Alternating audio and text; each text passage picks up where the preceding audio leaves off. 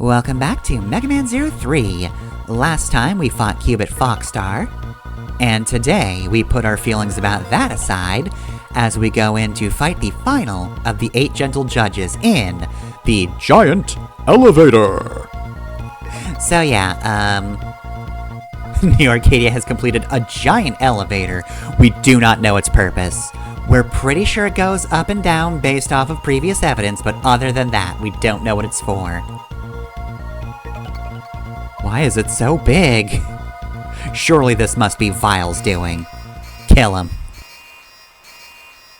Although I'm pretty sure making a really big elevator isn't the worst thing Vile's done. Anyway though, yeah, like I said last time, I was going to do the Cyber Elf Factory, the Baby Elf Factory, as the final stage of these 4, but I do need Double Jump as well as the Recoil Rod to do a little something like... eventually, once you're in place, this.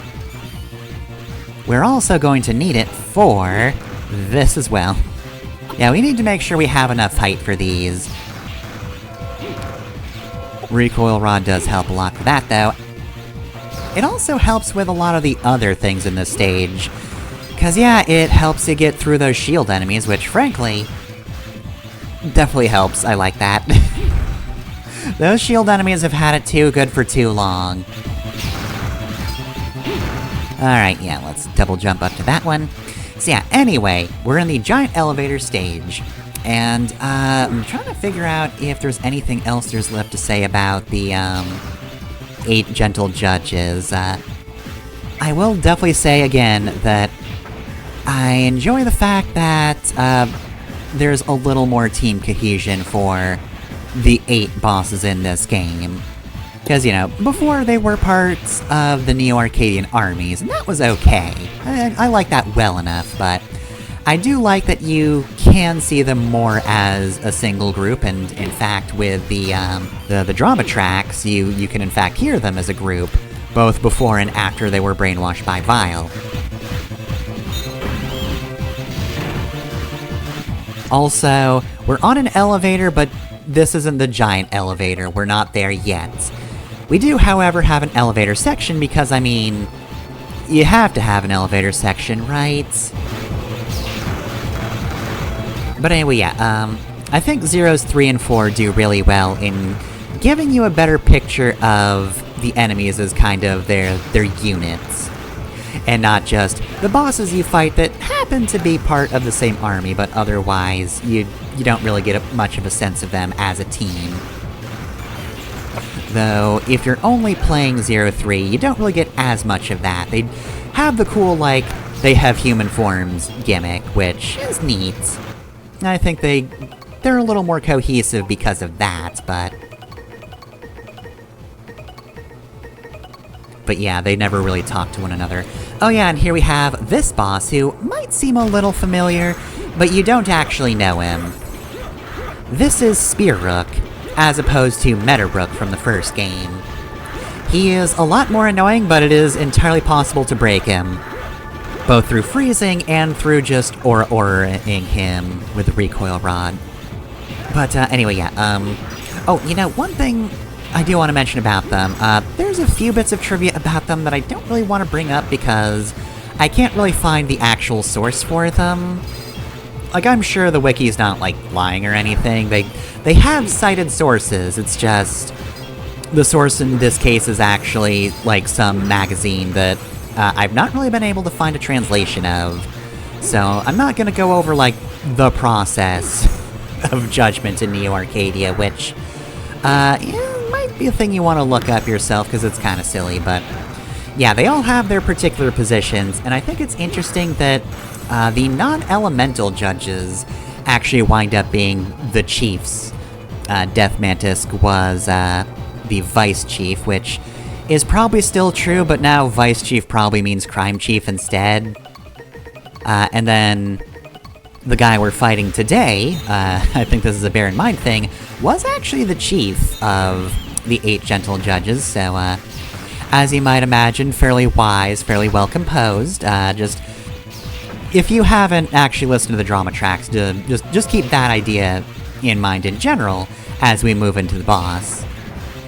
It's also kind of interesting coincidentally that there's no female gentle judges, which was true before Vile came in.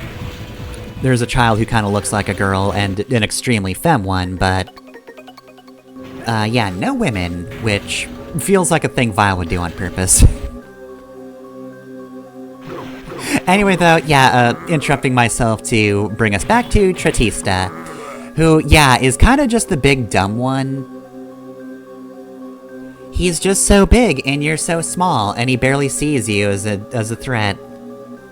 Also, I do love how they interpret a Cerberus-type enemy in this into his design.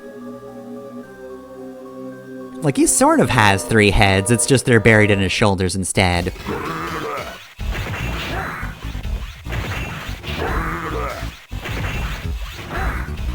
Anyway, his EX attack is apparently similar to that box one. He likes throwing the box at you, which can hurt or kill you if it lands on you. But apparently if you have his EX move available, he'll like hit it with a beam saber or something. But instead for this fight, he opted to use this attack a bunch of times, and I'm genuinely surprised this isn't a failed take. Cause man, this is kind of a tough attack to dodge. Like, he didn't move around too much overall, so I got used to dodging it. But, yeah, his other heads jumping around, or his other dogs jumping around, I guess. They are whole dogs, just buried in his shoulders that only present his head sometimes. Yeah, they're a pain to dodge, but I did manage it. There's also an attack where they just sort of stand there and all the heads kind of spew out some gunk, so we did not see that attack. It's not too hard to dodge. Honestly, yeah, my big problem was just the 3-head attack, where, I mean, he doesn't really do anything when his dogs attack, so I guess it's just a 2-dog attack. His 2-head attack is definitely the hardest one to dodge, and again, that's not his EX attack. He just has that even if you're not that good at the game. Even if you're not doing well enough for an A or S rank, he can still hit you with his really difficult attack. Though also, I do have to wonder what Zero would unlock if that were the X attack. Like, what would Zero get from him sending his other 2 heads at you? Who knows? Anyway, though, we've got a little bit of story to go through. So yeah, real quick, I do find it interesting that the villain group of this game has no women in it, because I feel like that maybe is another reason that Dr. Vile went for the 8 gentle judges. On top of everything else, he probably would be a misogynist, right? Like, come on. I'm just saying, men always have larger brains than women. It's just science. Do you know how many people I've cut open to find that? And I'm pretty sure it's true. I haven't actually measured it, but I looked at a woman brain and I was like, yeah, that's smaller. That's so much smaller. You're so dumb. I hope Cupid Foxstar just messes with him, even if he is brainwashed.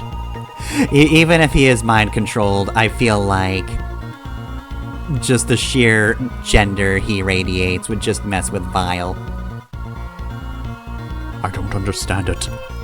I've used every slur I know and it doesn't work. I've rudely emphasized he and she pronouns, and he just laughs at me. I've mind-controlled you. How are you doing this?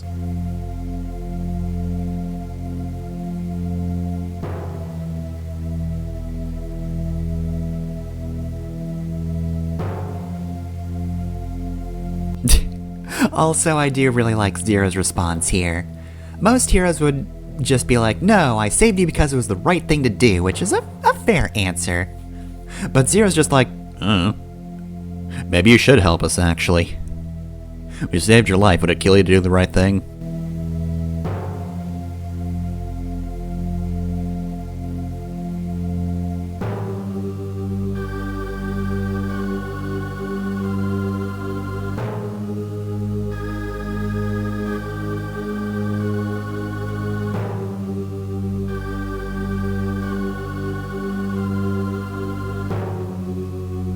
Okay, yeah, you know, that is a pretty good goal. It's not exactly a plan, but, you know, it's a good goal. he understood that from the beginning that Vile is terrible, and now it seems like he's a little more willing to put that belief into action. Despite the fact that he's only as healed up as he needs to be conscious, he's still very injured otherwise.